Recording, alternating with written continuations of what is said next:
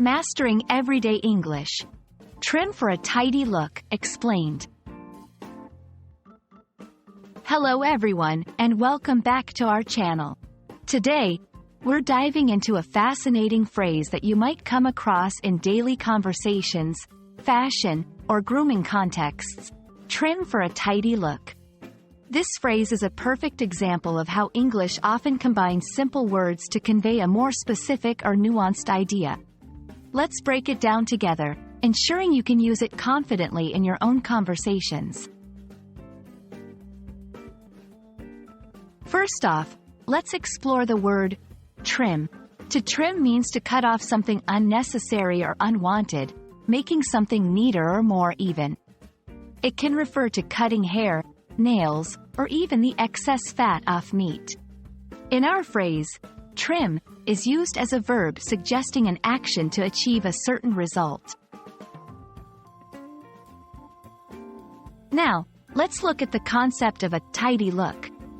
A tidy look implies a clean, neat, and well-organized appearance. It doesn't necessarily mean very formal or dressed up.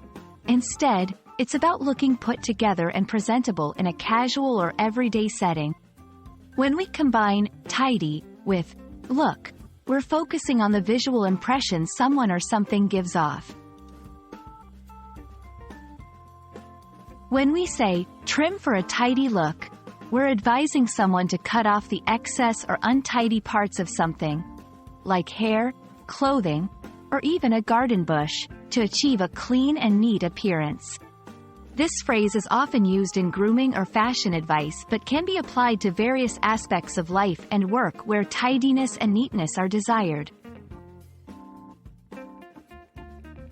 To help you better understand, let's go over a few examples. Personal grooming. You might want to trim your beard for a tidy look before the job interview. Fashion advice. Trimming the edges of your coat can give it a tidy look. Home and garden. Trimming the hedges regularly helps maintain a tidy look in your garden. And that's a wrap on trim for a tidy look. Remember, this phrase is all about the action of trimming something to achieve a neat and presentable appearance. We hope this video has shed some light on how versatile and practical the English language can be. Don't forget to practice using this phrase in your daily life to enhance your English learning journey. Thanks for watching, and see you in our next video.